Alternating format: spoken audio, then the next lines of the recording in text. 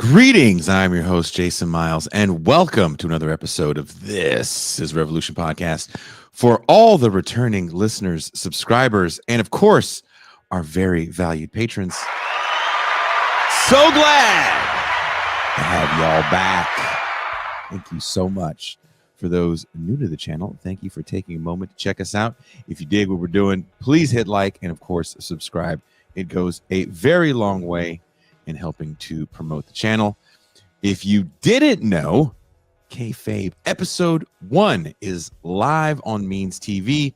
That's right, Kayfabe and all the video essays that I've done over the last few years are there. If you're new to this channel and don't know, we have some fucking rad video essay projects that we've done over the years, and I would say are in the style of like Adam Curtis, if you dig that. So if you dig that stuff, please go to Means TV and check it out, and all of the other amazing left content that they host. If you use the discount code, This is Revolution, all one word, you can get a 20% discount off a monthly subscription. I'll put it on the screen so you can see it. Bam! Use that discount code right there. This is Revolution, all caps, all one word. Receive 20% off. Also, I should say this. Valentine's Day, we're doing another single commie Valentine's Day in LA at the Rainbow. That's right. If you're single or if you'd like to bring a date, we don't discriminate. I mean, we're going to look at you with disgust because we're fucking single. Douche. Showing off your date and your joy. Fucking asshole. What kind of person does that? Shows off their joy. Just kidding. But seriously. We're just kidding. But anyway. But yeah, Ben Burgess and I will be once again at the Rainbow. Because what is this, like 4 years straight? At least 3 years straight. Neither one of us has a date on Valentine's Day. So yeah, there's that. But that's going to be fun. That's at 6 p.m. Pacific time. Well, 6 p.m. doesn't matter because you'll be in LA. It's on Sunset. It's the world famous Rainbow Bar and Grill right next to the Roxy, down the street from the Whiskey. We're gonna have Slash's booth. We should have Slash's booth. It's a fun hang every year that we've done it so far. I've had a ball. But yeah, come out and hang with us. You will have fun, I promise. And then Saturday, Ben and I on different panels will be speaking at UC Irvine, and I'll have more information on that tomorrow. I should have took some more information down, but we'll be speaking on a few different panels, and I'll talk a little bit more about that maybe in the champagne room. I'll look it up. Speaking of the champagne room, we will be going into the champagne room tonight. I'm going to open up the phone lines. Oh, that's right. I'm going to open up the phone lines. Some people had some very choice words of all the shit that we put out on this channel. The choice words were about the goddamn grunge episode. If I would have known that's the thing that gets you people fired up. Jesus Christ. It's of all the music shows, it was the grunge show. But if you want to join us for our call-in segment in the patron-only champagne room for as little as $3 a month or $30 for the year, you can be part of the shenanigans that go on beyond the velvet rope of TIR. Join us for these things like call-in shows, have access to champagne rooms, past and present. Join us for movie nights, and depending on your tier, you get exclusive patron-only merch. Now that is out of the way, let's talk about everyone's favorite peanut farmer, Jimmy Carter. In the late 70s, the United States faced significant economic challenges, including stagflation, a combination of high inflation and stagnant economic growth, and energy crises. Amid this turmoil, President Jimmy Carter's administration implemented policies that many scholars argue laid the groundwork for the neoliberal shift in American economic policy. Carter's approach marked a departure from New Deal liberalism, emphasizing market-based oriented solutions and deregulation. One of the administration's notable actions was the deregulation of key industries.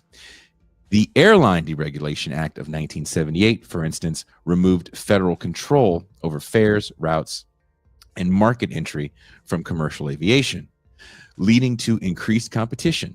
Similarly, the Motor Carrier Act of 1980 deregulated the trucking industry, reducing barriers to entry and price controls. These moves were intended to enhance efficiency and lower consumer prices, but also contributed to labor unrest and wage suppression.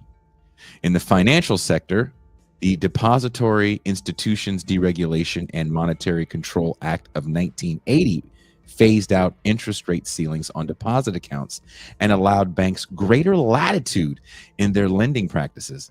While aimed at modernizing the banking industry, this regulation is often cited as a precursor to the savings and loan crisis of the 1980s. Carter's appointment of Paul Volcker as chairman of the Federal Reserve in 1979 further signaled a commitment to controlling inflation through monetary policy. Volcker's aggressive interest rate hikes successfully curbed inflation, but also led to a recession and increased unemployment, disproportionately affecting working class Americans. What did Ronald Reagan say? Are you better off now than you were 4 years ago? Remember that? These neoliberal policies, characterized by deregulation, fiscal austerity, and an emphasis on free markets, represented a significant shift in the Democratic Party's economic philosophy. By moving away from the interventionist policies of the New Deal, Carter's administration set the stage for more extensive neoliberal reforms of the Reagan era. The resulting economic landscape contributed to wage stagnation and income inequality, factors that have been linked to the populist discontent culminating in the election of Donald Trump decades later. To elaborate on this more with me, I have from the Green and Red podcast, Bob Buzzanco. Hey, is that a good setup? I feel like Jalen Hurts. And congratulations to the Eagles, because I hate the Chiefs. Like I'm a Broncos fan, so they're in division. F them every day. I'm a Raiders fan, so I felt the same way. There you go. F them twice on Sunday, and I enjoyed every minute of that game. That being said, another ass kicking, maybe to the American people, might be Carter's presidency. I'm just a baby because I'm born in 1977. So I have no real memory of the Jimmy Carter presidency, of gas lines, of stagflation, of the hangover of Vietnam. Carter is coming into a tumultuous United States. Can you talk a little bit about that? Yeah, it's kind of ironic. I'm obviously older than you, and I do remember that. And going through that at the time, it seemed kind of cataclysmic, right? You had the Vietnam War and Watergate and all that. And, you know, in retrospect, what we're dealing with now is obviously much more severe than that. But it was really kind of a turbulent time, as you pointed out. You know, I think Vietnam has a lot to do with this. You were coming out of the end of that kind of World War II imperium, that kind of Cold War hegemony. And you start to see kind of shifts, especially with Vietnam. The American economy isn't as vibrant and strong as it had been. Nixon essentially torpedoed the Bretton Woods system by taking the U.S. off the gold standard in 1971. Nixon still has his feet more or less in the New Deal era, that idea of Keynesianism, and you know, the government has a positive role to play in making people's lives better, providing jobs or government programs or whatever. And you start to see Nixon kind of make changes, like I said, especially with kind of ditching Bretton Woods and bringing in people like Milton Friedman as economic advisors. But I think Carter really is really pivotal in this area. He ran as a different kind of Democrat. I think we see him now, and we focus on what he did after he was president, which is really admirable and inspirational. I won't criticize that at all. But as president, he really came to office as a conservative. Sorry, I just saw the comment about the booze. Anyway, he came into office kind of wanting to change, move away from that New Deal system. A bunch of kind of affluent Democrats had discovered him in the early 70s when he'd been kind of a progressive governor of Georgia, kind of symbolizing the New South. A one-term governor. Do you want to talk a little bit about his governorship, because he does kind of embody a little bit of anti-racism, but he kind of courts a little bit of racism to become governor, but then gets in office and gets back to these, let's say, quote unquote, progressive bona fides. You want to talk a little bit about that? I think that's important to understand the man. I mean, he's clearly not George Wallace or Lester Maddox or somebody like that. And there was a great deal of talk after the Civil Rights era about the New South, right? And you were having these kind of new era. Remember, there's still a fairly strong Democratic Party in the South. Many of them were the old segregationists, like Wallace and Ross Barnett and others. But then you had younger people coming in, like Jimmy Carter.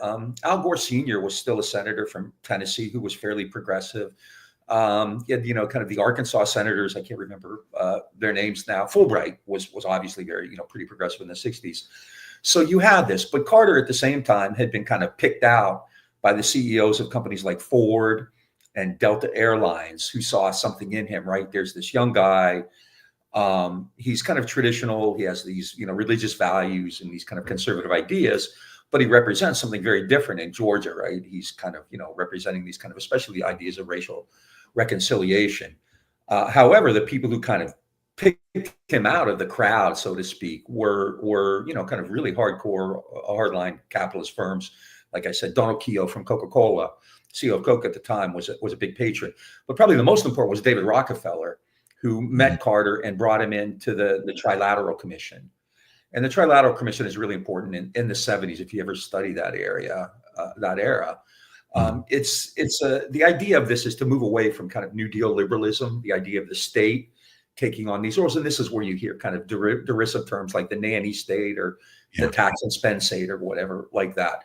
And Carter's part of that. And in fact, in 1972, Carter went to the Democratic Convention and he worked with kind of like conservative senators to try to prevent George McGovern, from becoming the nominee. Carter thought that wing of the party was, so it's very similar to what we're hearing today, right? So Carter's punching left, and he makes a name for himself. He's only a one-term governor. I think, symbolically, he was very important. I think he was on the cover of Time magazine, the face of the New South.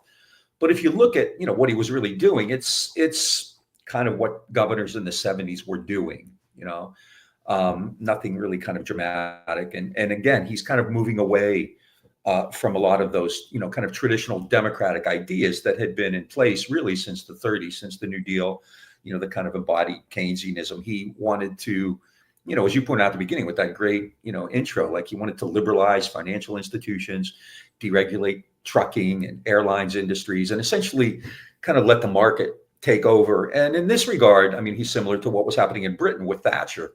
Yeah. Although he's actually predating Thatcher. He's actually doing it before. I think she comes in 1979, right? And I'm not sure. I think so. Sure. So Carter's actually ahead of the loop, right? And there's been some good stuff that's come out on this lately, how the U.S. became this right-wing country. And this is really a pivotal, really important area when the Democrats abandoned kind of those New Deal programs. And a lot of that comes out of, the way they read 1972 was that the country was tired of that. And the country was tired of civil rights. It's the exact same thing you hear today. What's going on today has been going on for over 50 years now. And Carter kind of is part of that.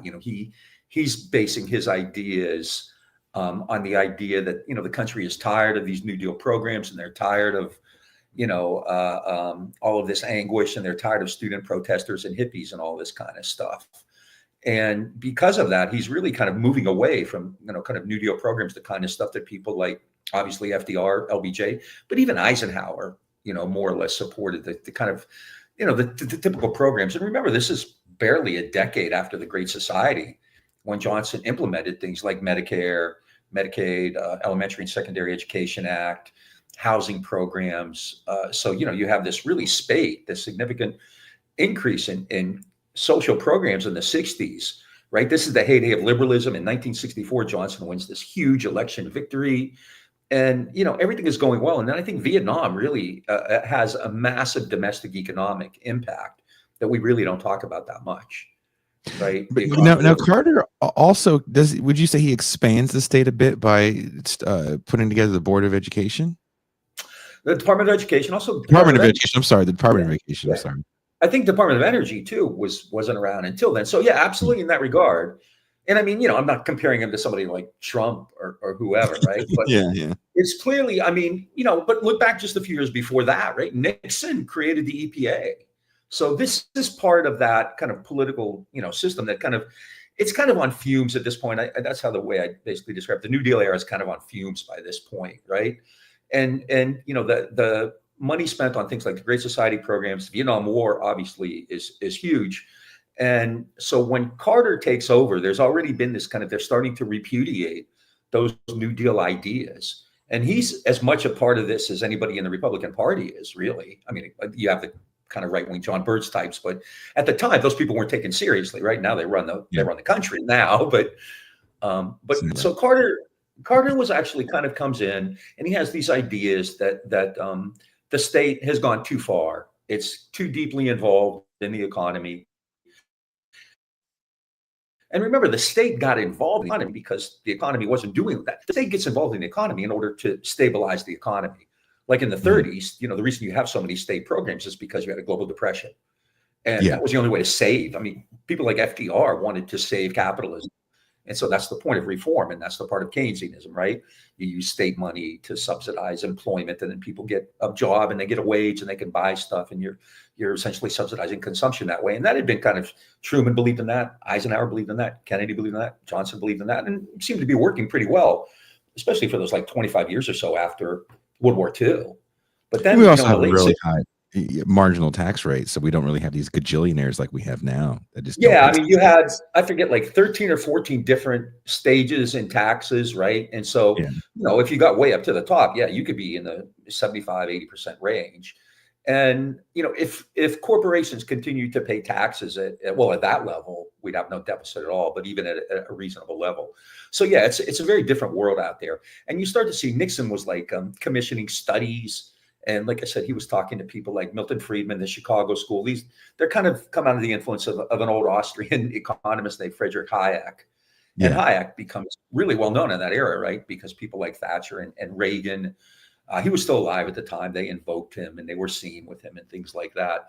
And it's a real rejection of Keynesian economics. It's a rejection of the idea, in its simplest form, it's rejection of the idea that the state has a role to play in ameliorating these economic problems. The state's always been involved in capitalism in order to protect it, right? It protects capitalism with subsidies and tariffs and, sending the police out to break strikes and arrest protesters and things like that. So the state's always been involved. But the kind of thing you hear today, where you hear these insane, criticisms like that Harris and Biden are socialists, right? Well, that's kind of part of it, right? There's this idea that, we've gone too far. And, this is becoming kind of a nanny state is kind of a derisive term, but you do have people, talking about a socialist state. There was a movement in the 70s for national health insurance that was, attacked successfully as socialist health insurance. So there's this, people are starting to think differently about those New Deal programs that everybody up to that point kind of accepted and benefited from, both Democrat and Republican alike. And Carter's kind of a part of that. He became president and cut me off for asking a question. I'm just kind of rambling here, but you can see that when he becomes president, because he's immediately confronted with some labor issues. And he ran and got huge. Okay. No, that's what I wanted to ask you. So he has some. Cool. How did his deregulation initiatives impact labor unions and wage dynamics in the affected industries, which was it trucking, banking, and then the airline industry? Did you freeze on me? Yeah, I mean, there's he actually deregulated the beer industry, right? And I mean, some people have given Carter credit for craft breweries in the 80s and 90s because of his deregulation. But something else you mentioned at the start, which is really, something you mentioned at the beginning, which I think is really important too, is the appointment of Paul Volcker at the Fed. Volcker was a deficit hawk. We hear talk about deficits all the time. And in a moment of honesty, which is rare for a Cheney, Dick Cheney once said deficits don't matter, right? Yeah. But attacking deficits and attacking interest rates is a form of class war against working people. And so Carter appointed Paul Volcker, who was known as a deficit hawk.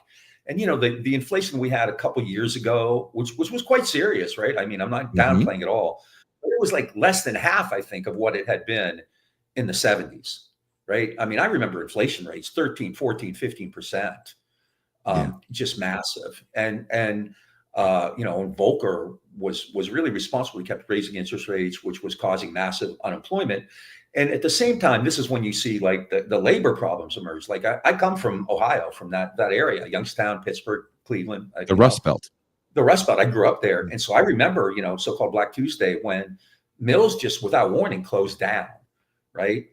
These factories, they closed down. They weren't kind of retrofitting old equipment. They weren't updating it. They were falling behind, especially, just now, like now you have the hysteria about China.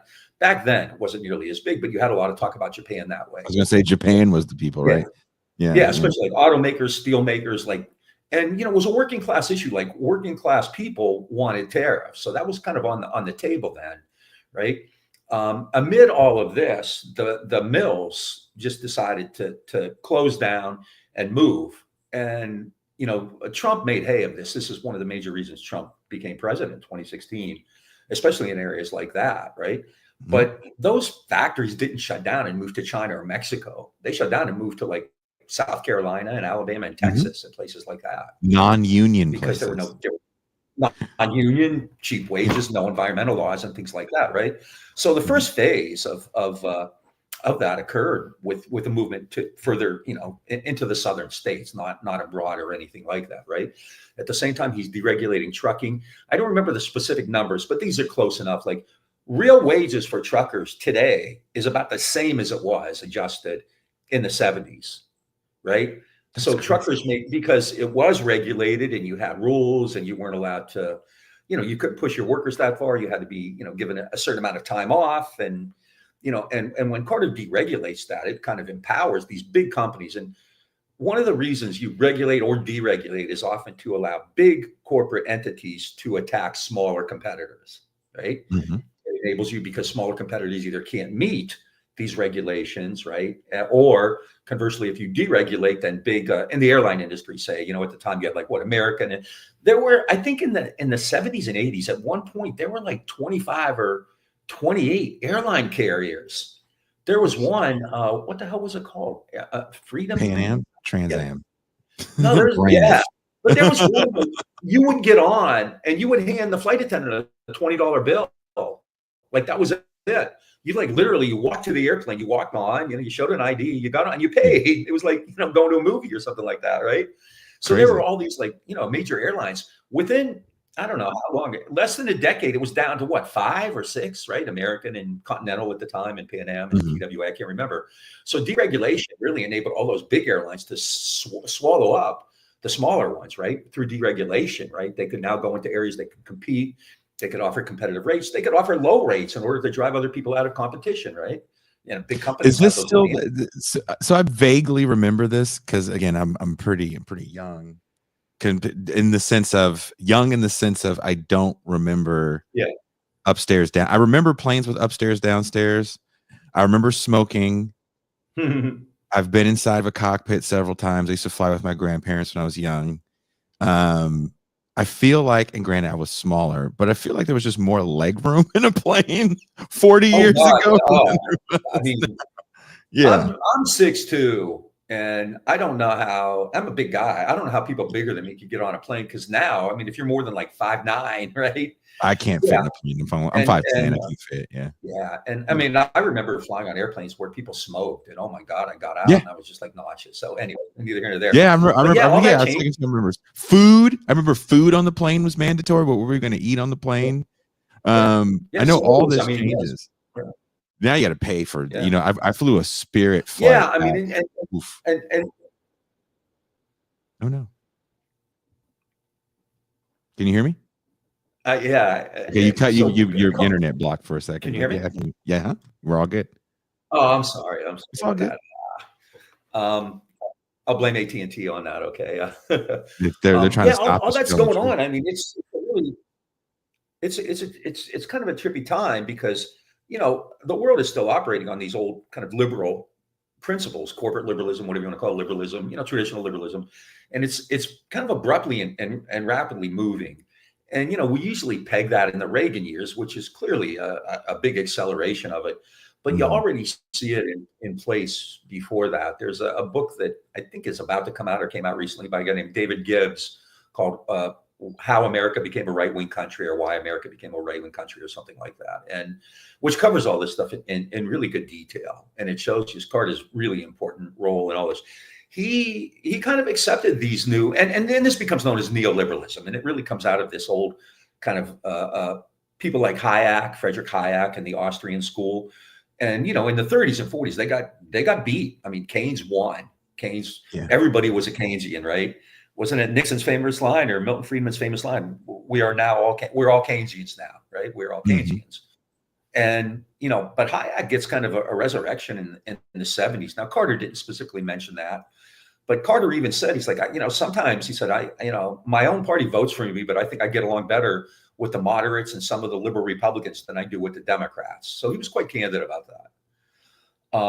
Another area that I think we've talked a lot, we can talk more about this. Oh, I mentioned the labor. Let me just kind of finish up because I think that's important. So in 1977, when the factory shut down, immediately a group of labor leaders and local ecumenical leaders in the Youngstown area, in the Ohio area, put together a coalition to reach out to Carter.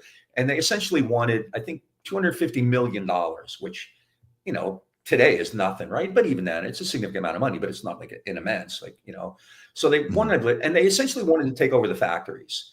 And so, these ministers and these labor leaders and people like Stoughton Lind, who lived in Niles, Ohio at the time, really well-known, radical, brilliant guy, right? They all reached out to Jimmy Carter and his attorney general and the secretary of, the Commerce Department, the Treasury Department, everybody, Labor Department, obviously, right? And Carter at every stop just said no. He wasn't going to help them out. Basically, the market had spoken, and these people believe in what they call a free market, right? The market had spoken. People decided that, they didn't want to operate their factories in Youngstown and Cleveland and Pittsburgh and Detroit and Warren and, places like that anymore, Gary, Indiana, because they could go other places and get cheaper labor. They could pay less for labor. They wouldn't have the same rules, the environmental laws or anything like that, right? And Carter didn't lift a finger.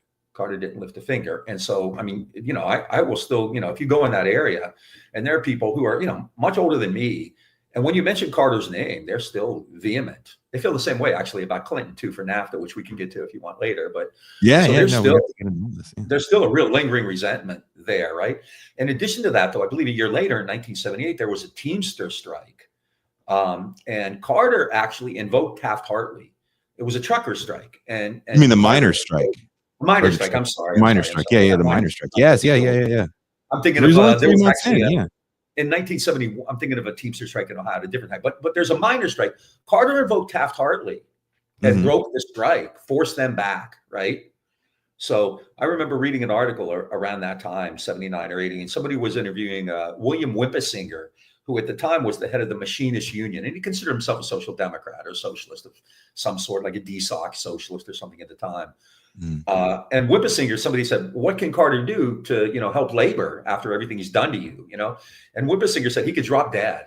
That's it, Carter could drop dead. That's all, and one other labor leader, I don't remember who it was, used the old phrase, he's pissing down your leg while he's shaking your hand, right? So labor and Carter really had a really bad relationship by then. And labor was moving, like in 1972, a lot of unions endorsed Nixon. In 76, they came back. Carter got significant levels of labor support, right? Like in my area of Ohio, in 1976, he won like over 80% of the vote in those counties, right? Which were heavily labor, heavily Democratic, and heavily unionized still at the time. By 1979, that's starting to go away. And, in large measure because he had been deaf to the Youngstown steelworkers and the Cleveland steelworkers and elsewhere. And then, he broke a miners' strike. So in no way is this guy, kind of have great progressive credentials. And, before I do think it's important to mention some of the stuff on foreign policy, because I think that's a big part of this kind of neoliberalism as well. But, at the same time, the Democratic Party was kind of getting tired of him. And, in early 1980, Teddy Kennedy announced that he would run against them in the primary, right? Which is, pretty unusual, right? To challenge a sitting president. And Kennedy still had that mantle of liberalism, from the family and everything else. And, in a sense, the fact that Carter defeated Kennedy, not really close either, right? And usually a sitting president will win a primary, but still, I think, in retrospect, there was a real message there about the end of liberalism, right? That, people were kind of tired of it. In the same way in 2016, when Trump so easily disposed of Jeb Bush in the primaries, that meant something that a lot of people at the time just kind of ignored. But I think, Carter, the fact that he had defeated Teddy Kennedy fairly easily, I think indicated that old way of doing things among the Democratic elite, was over. And the Republicans had very successfully convinced the American people that the Democratic Party, kind of like what you're hearing today, the Democratic Party was full of all these crazy, left-wing, people who wanted to take your money away, asset amnesty and abortion and tax and spend liberals and all that kind of stuff. And much of that obviously comes out of civil rights too, where Carter was pretty progressive, but at the same time, like in 1976, somebody asked him a question about neighborhoods being desegregated, neighborhoods being integrated. And he said something along the lines of, well, we have to be careful to maintain the ethnic purity of certain areas, right? Ethnic purity.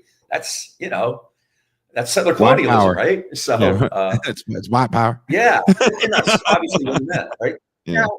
Now, people will say, well, he didn't mean that in his heart. He was being political. Well, maybe so. But the fact is, he said it and he did it. And, there's a lot of reasons to believe him, right? He's clearly not like a liberal in the sense of like somebody like LBJ, who, LBJ comes in for a lot of well-deserved criticism, but, it really was probably far more legit liberal than Carter or Kennedy or those people in terms of like, actually addressing programs that dealt with poverty, where Carter really kind of moves away from that. And which is interesting because the whole idea is that the market should control these things, right? Businesses, if you leave them alone, it's a response. It's a response. Can you hear me, Bob? Oh no, did I lose you? Can you hear me, Bob? Bobby, are you okay? Are you okay, Bobby? I can hear you, but your screen froze on my end. All right. But I can hear you. You keep talking. No, you're fine. You're fine. Okay. Yeah. Where do you want to pick up? Or somebody said it was a Carter ghost attack. There you go. Well, I wanted to ask you this question. Someone asked it in the chat, and I think it's actually a very important question about Carter to Reagan, right? For someone that actually comes in and does make cuts, he did make welfare cuts, more so than Reagan, if I'm not mistaken. Why do people still believe this? It's like a very simplistic understanding of politics. They believe that Democrats spend money and Republicans save you money. And that's not always the case. And if you have a guy like Carter that comes in, is deregulating industries that paid people well for a long time, jobs are starting to move to different regions, and they'll definitely move overseas shortly. I get it. The Volcker shock is a shock. That's why we call it that. But what does Reagan do on the campaign trail that resonates with people in a way that Carter doesn't, especially if he represents, as you say, an end to this New Deal liberalism? Yeah. The last year of Carter's presidency was pretty dismal. It starts actually, well, you have economic problems from the early 70s on after Nixon went off Bretton Woods. Then you had oil shocks in 1973 as a result of the Six-Day War, and then the end of the Vietnam War, and you have kind of, the kind of inflation that comes with that after the drawdown. So, the economy had been kind of pretty unstable throughout the 70s. But after the Iranian Revolution, when the Shah is overthrown, this kind of I think sets in motion a series of events, which is going to be for Carter's political career really catastrophic, right? Mhm. Once the Shah was overthrown and came to the United States, right? The Iranians decided to respond to that, and they took the embassy hostage. But there was also another oil shock at the time, right? Mhm. And I can't remember the prices. I lived through it, and I just remember the massive increases in gas. Again, like what we saw a few years ago, with inflation was nothing compared to what you saw in the 70s. So you have these two things are going on. You have the vulgar shocks, and then you have the oil shocks, right? Yeah. And they're playing into each other. So interest rates are sky high. Carter seems to have no control over it. He gives a speech where he says you need to conserve energy, and there's a malaise, and he's kind of made fun of. He's not a strong, kind of like, how these guys nowadays, like Trump and Hawley and Cruz and Cotton, pretend they're tough and macho and all that. Well, Carter couldn't do that. That wasn't who he was, right? So he kind of appears meek. He appears kind of weak and feckless, right? And then, he's kind of paralyzed with the Iranian hostage crisis. He tries to do a rescue in the spring of 1980, and the helicopters go down. Everybody is killed. So he's kind of in more or less a dead duck already. Kind of like Biden, not quite as, I guess, as bad as Biden, but it didn't look good, right? And Mhm. so there's a combination of factors, but I think, the end of the Vietnam War, the oil shocks, the Iranian crisis all contributed significantly to that. So in 1980, Reagan essentially, and at the time it seemed like the race would be closer, but, in retrospect, Reagan won decisively, right? And the Yeah. Republicans flipped like 10 Senate seats. It was just a blow. Oh, it was a big boat race, the Democratic Party, right? And in Mhm. retrospect, you can kind of understand why, right? Much like in retrospect, you can understand why Trump won in 2016, I think. Well, I think I can, but I don't know. Maybe I'm, I mean, that there hallucinating or something like that. does So, does it feel like to you, if you go back to 2016, because part of this conversation is I do want to kind of juxtapose Carter yeah, yeah, yeah. and Trump and ask the Yeah. question, how did we get here? There always feels like something about a guy that feels like an outsider. Yeah. And I wrote about Clinton in the last thing I wrote for the Crisis Papers. That's free to all patrons. And Clinton was this candidate that didn't campaign like Democrats of old. He really was a young person's candidate, and I think Yeah. that might be hard for a lot of people to wrap their head around. I think there's a lot of revisionist look back at Clinton, even for people that watch shows like this. If you weren't alive during that time, you don't remember how he was revered as such a relief and a voice of kind of a voiceless generation, right? Yeah. The Generation X that really gets behind Bill Clinton after 12 years of Republican rule. He's on MTV. Arsenio Hall, for people that don't remember, was a bit of a maverick late night show host. You have the only black man who has the most popular show, but he doesn't have it because he's got all these white people that go on Carson. He's got rappers and people that aren't getting booked on Carson. So the fact that Bill Clinton went to, as I say, kind of play in the mud politically, I think that sets him apart. By the time you get to Obama, I think a lot of that's projection on a black man, right? Yeah. Look, there's a rapper in the White House, like, right? Clinton, who I really dislike and despise probably, but he was a gifted politician. I mean, utterly just brilliant in terms of politics itself, right? And like he kind of had feet in both worlds. So on one hand, as you point out, he's projecting this youth, right? And who was it? Was it Maya Angelou who called him the first black president or something? Toni Morrison, Toni yeah. Morrison called him, right? And so he has feet in different communities, right? But at the same time, I think it's important to remember, like Clinton and Al Gore, among others, founded the DLC, the Democratic Leadership Conference, which kind of really comes out of the heels of Jimmy Carter, right? I mean, Carter wasn't part of that, but that really is what he stood for. And the DLC, the whole point of that was to create a new kind of Democratic Party, right? A party committed to these neoliberal ideas like the market and deregulation. And, part of that too becomes kind of an assault on a lot of programs. And you see this especially with Reagan, but it actually begins with Carter, but you see it with Reagan and then even with Clinton, right? So you have things like welfare reform, an end to welfare, an end to government programs, an end to like school programs for kids, right? This is, like I said, it's barely a decade and a half after to Great Society, but they're already chipping away at many of these kind of major programs. And Clinton is a big part of that too, with the establishment of the Democratic Leadership Conference.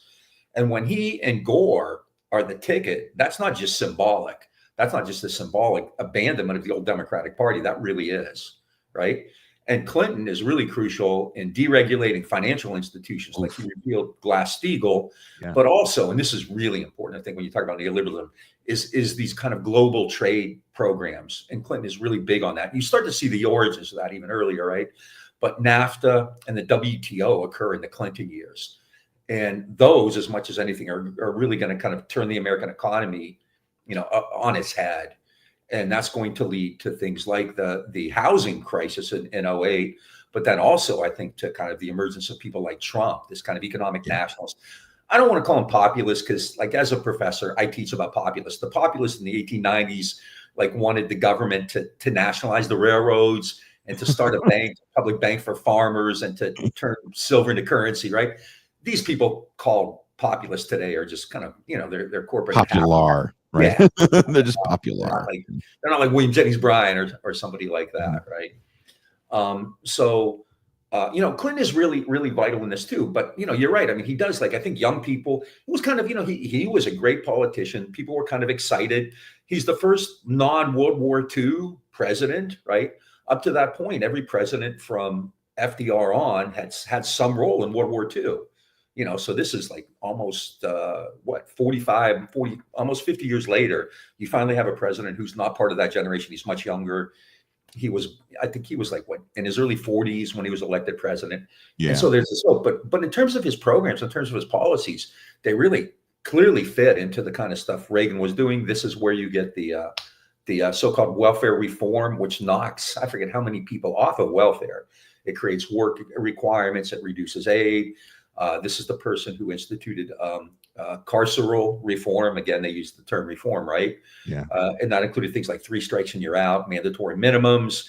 You have Hillary Clinton. What does she say? Young black men are super predators or something? Super predators. Yeah. That was after the attacks in New York, and there were 2, and people forget there were 2. One was a murder. And a white guy did it. That's the Preppy murder in Central Park. And then the Central Park 5 happens, I want to say, soon after the Preppy murder. That woman, of course, I believe she's still alive now.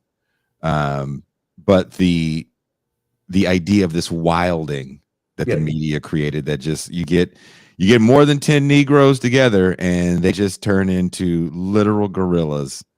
And they destroy people, and they get to wilding, and there were all those stories about it. And of course, the now we know forced confessions of those young men that were kind of played ad nauseum on TV. And not to mention the fact that New York is going through a time where you're from the East Coast. It was pretty violent, and the crime rate in that era was double what it is today. Oh, it was super high. And there actually was a crime problem in the 70s. There was a literal, and what was the solution? The solution was lock them up. Yeah. And I remember it was Joe Biden was on the halls of Congress, wasn't he? He was like, I don't care about what happened to their mother when they were young.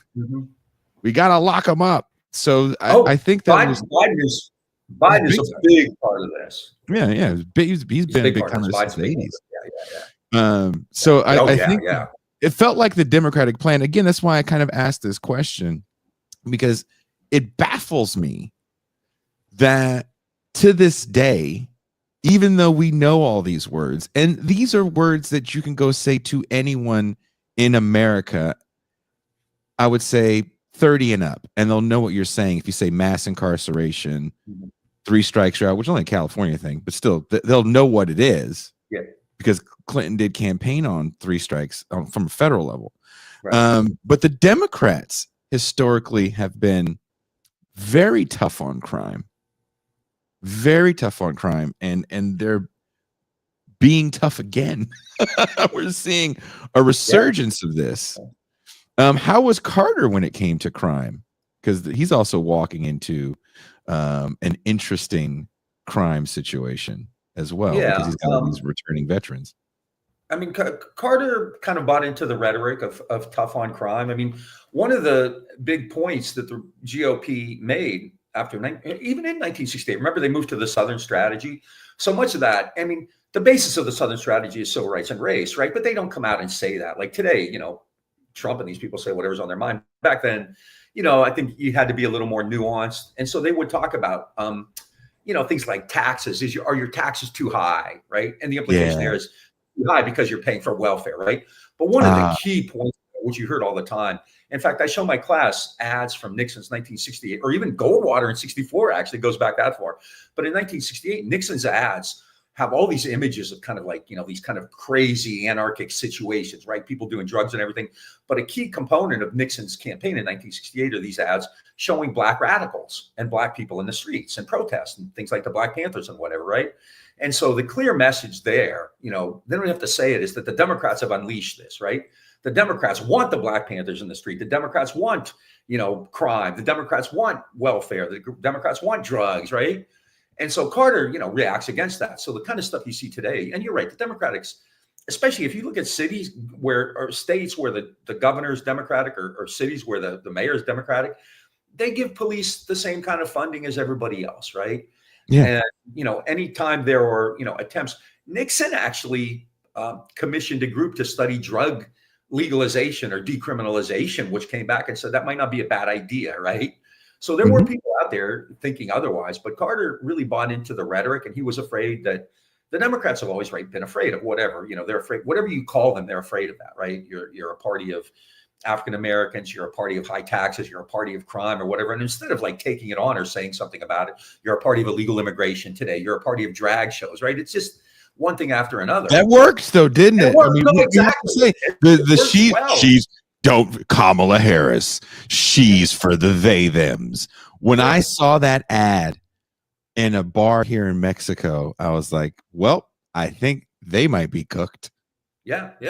And I mean, you're from Oakland, right? I mean, so you know Kamala quite well. I mean, half my friends were arrested by her, I think. So, the idea that this woman was going to give free health care to incarcerated individuals, just snipping dicks left and right. I mean, I don't know what kind of weird Republican fantasy this massive dick snipping is, but it's just not happening anywhere in the world. They got a lot of issues.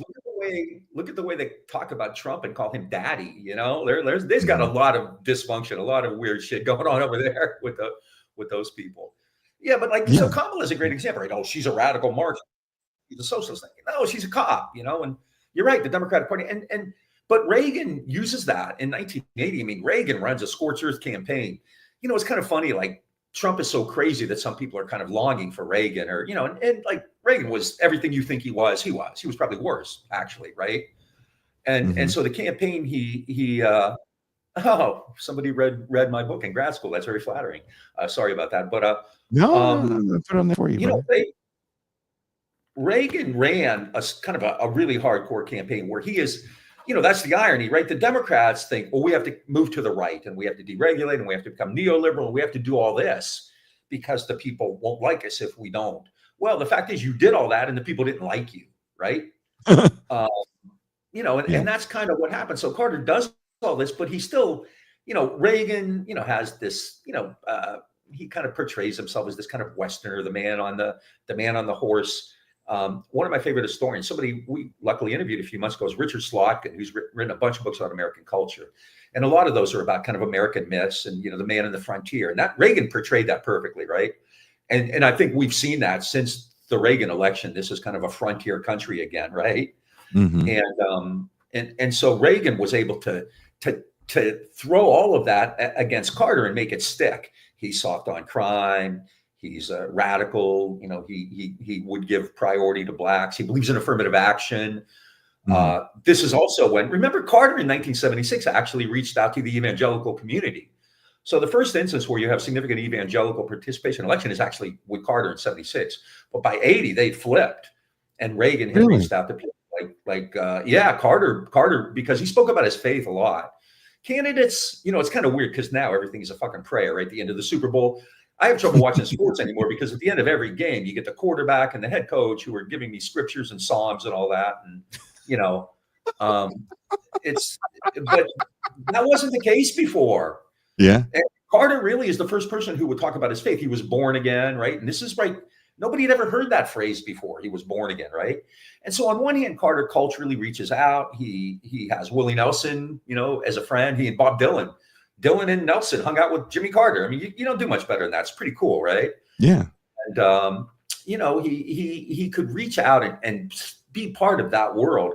But at the same time, he's slick and he's a politician. And as he's getting bashed over these allegations that he's soft on drugs, soft on crime, whatever, he moves to the right, which is what the Democrats always do. And it didn't work. It didn't work. You can't. I mean, if you're going to have a contest over who's the best cowboy between Reagan and Carter, Reagan's going to win it every time. And a lot of American elections are really kind of simplistic, right? I think you pointed out earlier about Clinton, like he's charismatic. A lot of times that's all it takes, right? I mean, I'm not sure people give a shit about policies or anything. They're not at all. Right? Not at all. Yeah. And Clinton really resonated. And Carter did. I mean, Carter, now the one thing I will say is, Carter runs for office in the aftermath of Vietnam and Watergate, and the country's been traumatized, right? Which sounds quaint nowadays. So, I mean, Vietnam and Watergate were big deals. I remember, there was a sense among progressives that the world had changed, that, they had stopped the war in Vietnam, they forced Nixon out, things were going to get better. And Carter, kind of played on that. He came in, he was kind of like the kind uncle. He said, I'll never lie to you. And I want to be, as good as the American people deserve, and, all that kind of stuff. And he would talk about Jesus and God. Well, Reagan flips that around in 4 years. And Reagan, has this religious support, but it's a very different kind of theology, right? It's this kind of fire and brimstone stuff. And he gets people like Jerry Falwell and what's her name? She just died recently. The anti-gay crusade, Anita Bryant, right? Oh, Anita Bryant, and then of course Phyllis Schlafly, right? And so he turns things like abortion into a huge public issue, right?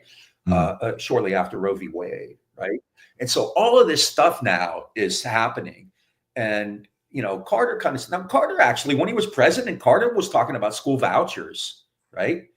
Carter did not. I mean, I've heard, I don't know, I don't study it that closely, but I have heard people criticize Carter for not pushing to get the Equal Rights Amendment passed. I don't know, here or there with that, but and I'm not sure. I think Carter. Well, the Democratic Party at the time, remember, started to kind of chip away at abortion. Barely, Roe v. Wade wasn't even a decade old when they're chipping away at that, right? They're passing restrictions on it. States are passing restrictions. And I forget what year the Hyde Amendment was passed. And, something you said earlier, which is really important. Joe Biden is a huge part of all this. Biden, yes, he's not an abortion guy from jump. Yeah. Yeah, he is. He is a big part of all of this stuff about, Biden's from Delaware, which is where all the credit card, he was known as the senator from American Express, stuff like that. So, I mean, and that's a big part of, one thing that Carter did when he deregulated was also kind of make it easier for credit card companies to charge higher rates and to move around the country and, kind of tag people and things like that. Credit becomes a big deal because as the economy kind of starts to flatline and real buying power stopped around 1970, early 1970s, right? So from that point on, a lot of Americans are living on debt. Debt becomes the substitute for good wages, right? You're not going to make enough money, especially with inflation the way it is because of the Volcker shocks. So now people start to borrow more money. And so personal debt becomes a real issue starting in the Carter years with the Carter deregulation, and especially in the Reagan years, right? So many Americans now are subsidizing their lifestyle via debt, right? Debt becomes the substitute for, like in the New Deal, right? The basis was wages. It was based on employment. What Keynesianism is. Keynesianism says the state provides jobs for people, thereby giving them money so that they can buy stuff. It's a pretty simple idea, right? Now it's based on debt, right? No, instead of having money to buy stuff, we're going to give you access to credit. And so if you think, personal credit debt goes up, I remember when I started teaching in like the 90s, our campus was full of tables where these credit card companies would set up shop and they would give students, like we're talking about 18, 19-year-old kids, give them a t-shirt and a $500 credit line, right? And next thing you know, they're $100 in debt, right? And so that's a big element of Carter's deregulation as well, right?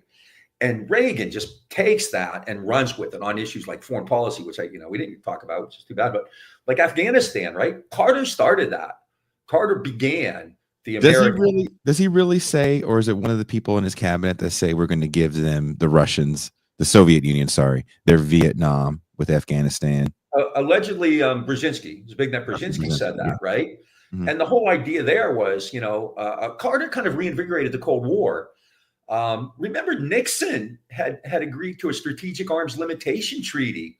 Richard Nixon, the guy who, like, one of the key elements, the key architects of the Cold War, actually cut a deal with the Soviet Union. He went to China. He went to the Soviet Union. He ended the Vietnam War. This is Nixon, right? I'm making him sound like a dove or a peace thing or something like that, right?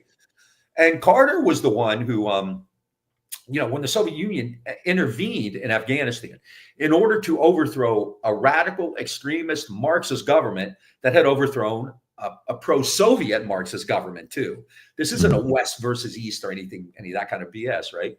So when they came to power, Carter decided to get rid of them, right? And this created huge instability. That wasn't Reagan, that was Carter. Carter also in 1979, in the summer of 1979, when the Sandinistas revolution succeeded, Carter's first response was to get an emergency meeting of the Organization of American States together, the OAS, to contemplate, to get them. Carter proposed that the U.S. put together a multilateral OAS force to go into Managua to prevent the Sandinistas from taking over. And then not long after that, I remember reading a little snippet in a paper in 1979. And, I'm not that old, but, I was reading the paper. And it said something like, President Jimmy Carter has just authorized, it wasn't a huge amount of money. It was like $12 million to fight against Marxist subversives in El Salvador and Nicaragua. Carter started the Contras before Reagan did. He intervened in Afghanistan before Reagan did.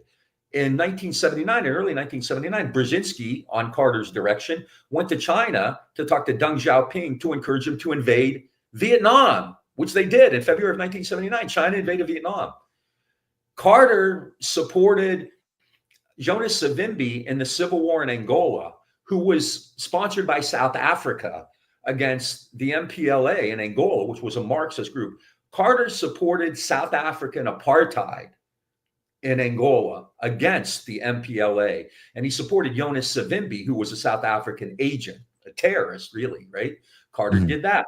Carter supported the government in Indonesia against Timor, right? Carter, so, you could go on and on, but there's a lot there. There's a lot of baggage there that Carter did, which really laid the groundwork, made it so much easier for Reagan when he comes in. And the Democrats tend to do that, right? They lay the groundwork. I think Clinton did it. I think Obama did it, right? And as a result, one thing that's, I think, really important, Carter as president, is really a failure. And it leads to Reagan, just in the same way that like Obama and Biden lead to Trump, right? I don't know, what the time's like, but you said you want to get to Trump. One thing that I think, the whole era of neoliberalism now, I think we need to look at it differently, because what Trump's doing is really quite different than what people like Carter and Reagan and others did, right? Getting rid of deregulation is clearly within that. But people like Reagan and Carter and Clinton and all of them also had kind of an understanding about the machinery of the state and how to use it. Whereas, kind of just getting rid of all this stuff. So I'm not even sure. I don't think I would call it neoliberalism. I'm not really sure what it is. It's kind of going back in time, right, to almost a more atavistic thing. Clamoring, we're going to take Greenland, we're going to take Panama. It really sounds like the Europeans in the 19th century, as much as anything. I'm not really sure.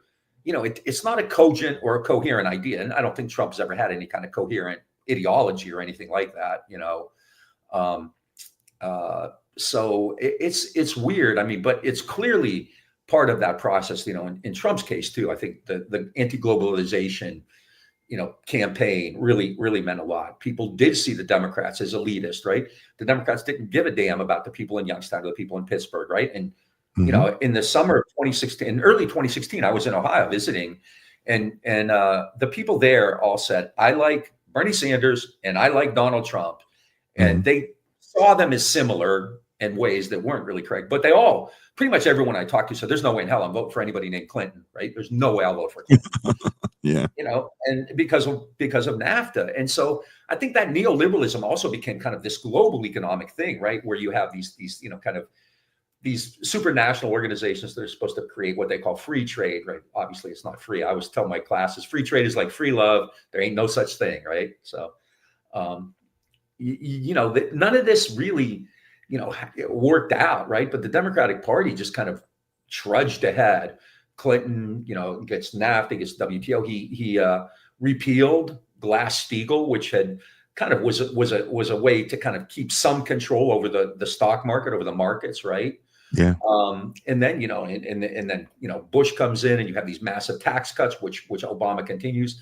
In 08, 09, when there was a housing crisis, when the housing bubble burst, what did Obama do? One of the first things he did is he went to Goldman Sachs and he met with bankers and he said, I'm the only thing standing between you and the pitchforks, right? And he did, right? TARP, the bank bailout spent nearly $1 trillion. I forget how much they spent.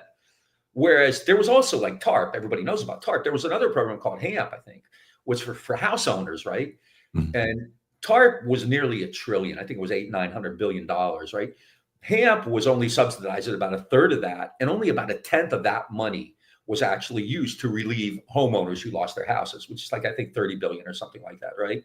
So Obama does this too, right? And Obama has, he's an incredibly popular, he wins election, right? He's kind of a global rock star. He has 60 senators. He has a Democratic Congress. And so he decides to, institute this healthcare reform. And, Clinton talked about that too in 1993. And in both cases, what was never part of that, right? There was never any kind of public health insurance element to that, right?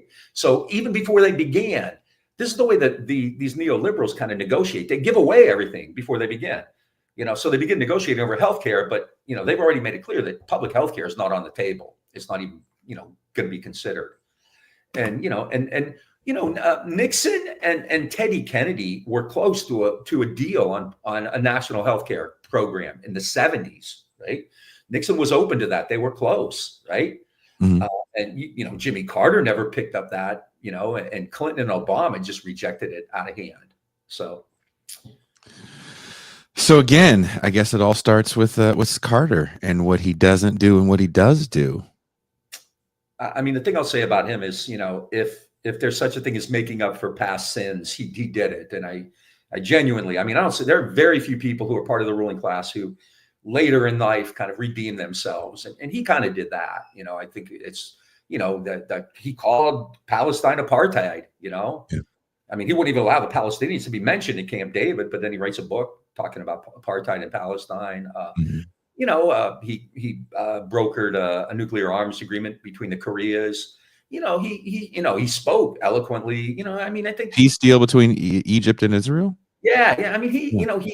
He led a good life after that. Unlike all these other people. Trump's just making money. Obama and don't they own a yacht or something now? And he's got the Netflix deal, dude. He's got the Netflix deal. Horrible propaganda. Yeah.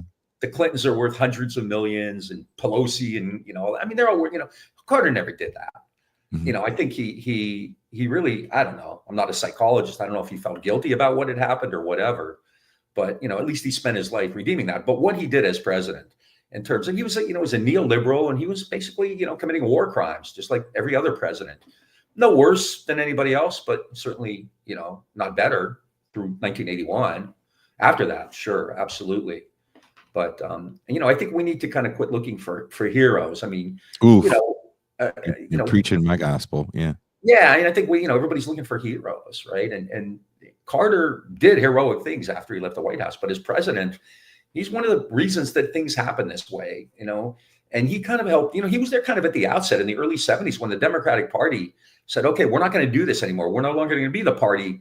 Well, the Democrats wanted it both ways, right? They wanted to be the party that got the support of working class people and African Americans and so forth, right? So rhetorically, they talked a lot about that.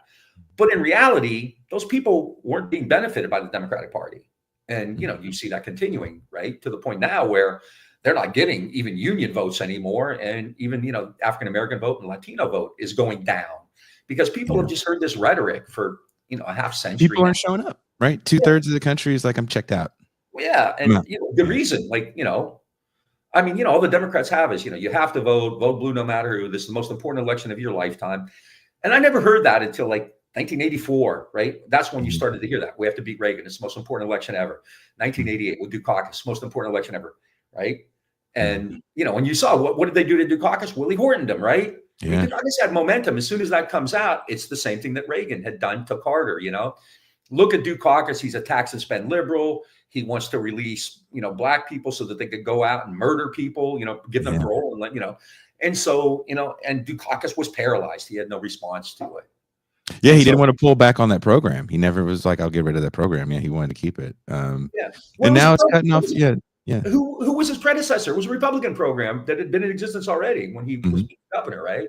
But it doesn't matter. Democrats didn't defend it. They were weak. They were, and so you get this. And that's why when Clinton runs for office, he preempts that, right? He says, we're new kinds of Democrats and we're going to do this. And so, Clinton made sure that he wasn't going to be, tainted with those ideas that, they wouldn't call him, you're soft on crime, you're this, you're that.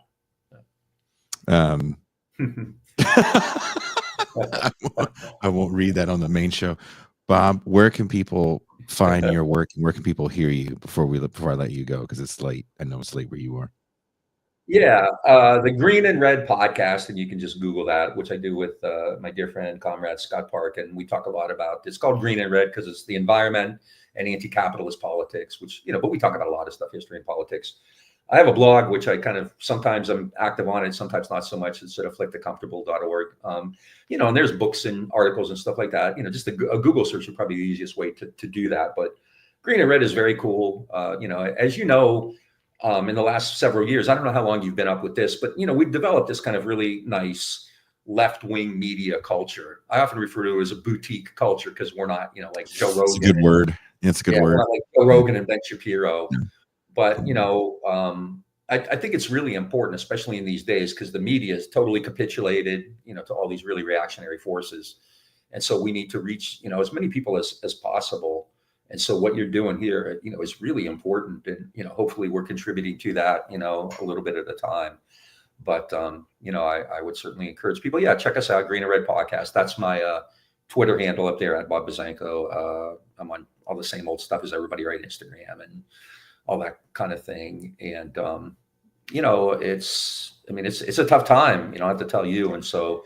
No, it's a tough time. I'm just been smuggling eggs from Mexico to the United States. There you go. To pay the rent. It used to be pharmaceuticals. Now it's eggs. Yeah, now it's eggs. They're like, you got any you got any dope? I'm like, no, but I got these fucking farm fresh eggs. Yeah, I'll tell you, that's more valuable right now. Oh man, and I keep all my egg cartons. There you go. So it's easy to do a hand to hand in the parking lot at the outlet mall where I might be tomorrow. I spent a lot of time. I spent a lot of time in Ohio, which has a really bad opioid fentanyl problem, and I mean, there's no doubt it's way easier to get like fentanyl than it is eggs. That maybe I need to take a trip. No, it's crazy, right? And right now, I mean, you have this massive swine flu, avian flu, right? Yeah. And it's like they're not even allowed to talk about it, right? It's killing off like birds and getting people sick, and you're not even allowed to mention it. Can't talk about it, but you know what I can talk about? I got these eggs, bitch. Yeah, there you go. Hey, you might want to take those to your Valentine event on Friday. Don't even get a chick flowers. Just show up with a carton of eggs. Give her a dozen eggs. Yeah. I should do that. That would be sad if that's how I finally get a girlfriend. Maybe you can meet your future ex-wife that way. Right? Just I gotta marry him at this point, Bob. I'm 47. I fucked up too many times. I got these kids that I can't barely see. If I get with anybody again, I'm gonna look her right in the eye and be like, look, goddamn it, this shit's forever. You can yell at me all you want. Yeah. You can nag. I'm not gonna give a fuck because it's forever this time. Okay. Go for it. I'm divorced twice, so that's me. It's just I don't. The trauma. It's too much trauma. Can't deal with the trauma. Well, Bob, thank you very much for hanging out with us. Thank you. I His name is Bob. Really like. Am I saying your name right? Is it Buzzanco? Yeah. It's actually the correct way to say it. Did you play running back in high school? Because I feel like with a name like that, you had to be a linebacker or a running back.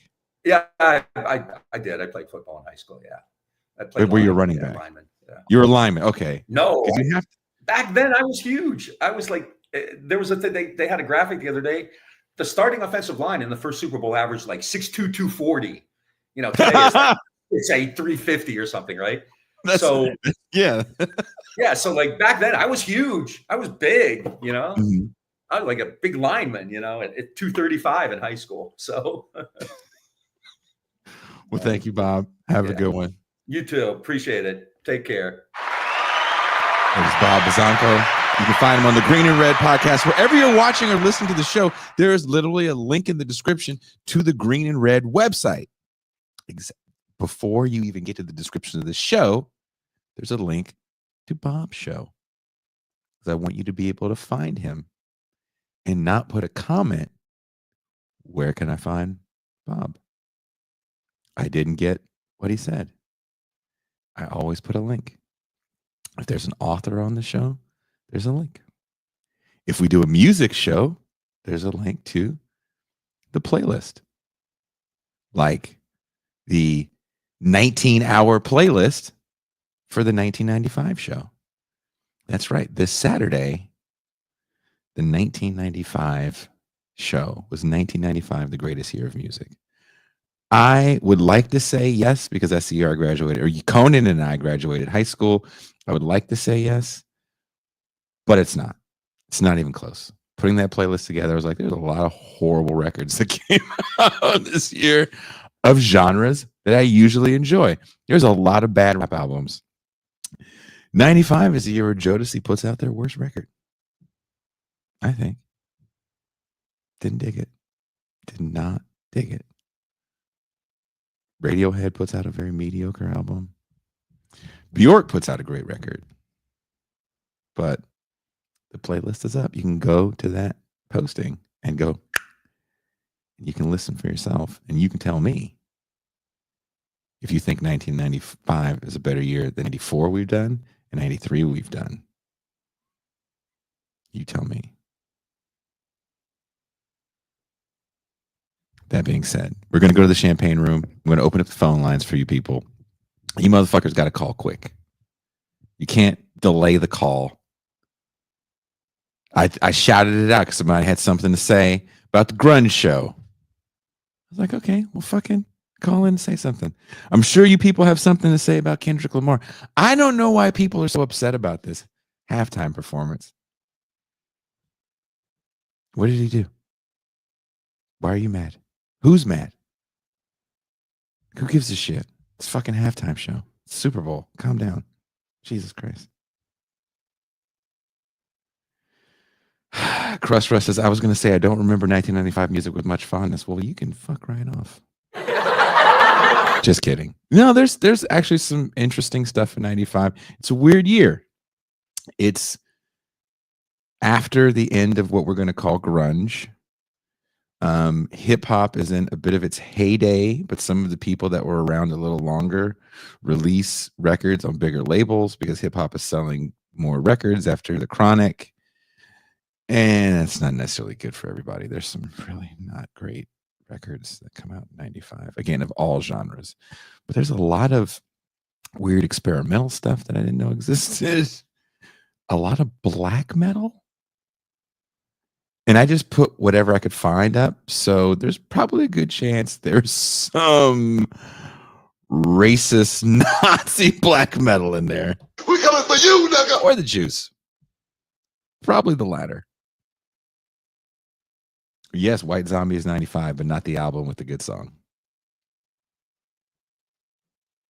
But listen to it for yourself. There's a lot of R&B that comes out in 95 that you might like. Robin comes, remember that? Show me love. Show me love. Remember that song by Robin? It's kind of white girl I'm looking for. Does she exist still? So that's we can talk about all this in the champagne room. You guys can call in, bitch all you want about the halftime show, but you can't bitch about the game itself because that's reserved for Wednesdays. So bitch about the halftime show, whatever new thing someone in office did, and you're not allowed to bitch about podcaster drama. We just can't. Can't bitch about it. A, I don't care, and B, you shouldn't care. But you should bitch about this. Maybe one of the biggest shows in our world, Hassan Piker, played our gooning clip and didn't shout us out. It's fucked up. Got to call that guy out and be like, dude, can you at least shout out where you got the clip from? Can you? So people can listen to the whole show. It actually was a good show. Don't be a dick. But I'm looking forward to your calls. And don't forget, I'm going to keep pushing this until Friday. I'm driving all the way up to Los Angeles to hang. Let's have fun at the Rainbow. Let's fill the booth as we usually do. Hopefully so many people come. We can get some more tables in there. Maybe we'll move it to upstairs. I don't know if there's a performance or not. That'd be even more fun. Fucking love the Rainbow, dude. I did the Red Zone from there a month ago. So Sean Moon is talking about fucking Rob Zombie songs. Come on, Sean Moon. You're better than that. I'll say this before I go, Sean Moon. So there's this site I found that gives me a list of every album that came out in a specific year that I'm looking for. And once I said 95, it sounded like a good idea, right? I'm trying to fill the schedule. And then I thought to myself, oh yeah, by the time we get to the 80s and 90s, tons of albums come out. It's the 60s and the 70s where there's only like a handful, right? Shit tons of albums come out. And then it's just everybody gets a deal. Just throw everything up on a wall. And when I got to the Rob Zombie thing, I was like, oh yeah, this album. And I put it on. I'm trying to go through it real quick to find the song to put on the fucking playlist, right? It's one song from every record I can find that came out in the year of 1995. And I'm like, this sucks. That guy's voice, he sounds like drunk Cartman. Yeah, man. I'm like, what the fuck are you talking about? I doubt Rob Zombie's watching right now. But if he is, sorry. I tried to get into it. That Thunder Kiss song fucking rocks. It's one of the sickest riffs in the history of rock music, Rob Zombie. I don't know who wrote it. One of the sickest riffs in rock music. One of the sickest songs ever. Can never deny Thunder Kiss. I want to pick up that guitar and play it right now. If I had an amp hooked up, I'd totally play it. But man, I did not give a shit about that. And then there was like a Smashing Pumpkins record in 95 that was really big. And I was like, I don't like this. Another person saying, yeah, like, oh, wow. I guess that was a thing back then. No Doubt also is 95. So it's a ska-rific time. So if Dizzle's watching, we can get ska-rific and sing No Doubt songs. Wow. Someone said, fuck the Smashing Pumpkins. That Zero song is awesome. That's a great riff. Can't deny it. Someone says Boombastic is my walkout song if I make it to the WWE. I don't even know what to say to that. Snackweight says, my mom made me return Dregula before I could open it when she saw the parental advisory. Damn. That sucks, dude. Your life sounds like it fucking sucked. If you had to return something for the parental advisory, oof. Were you one of those people that returned Milli Vanilli because you felt cheated? Felt like your whole life was a lie? Did you watch Seventh Heaven and it hit too close to home?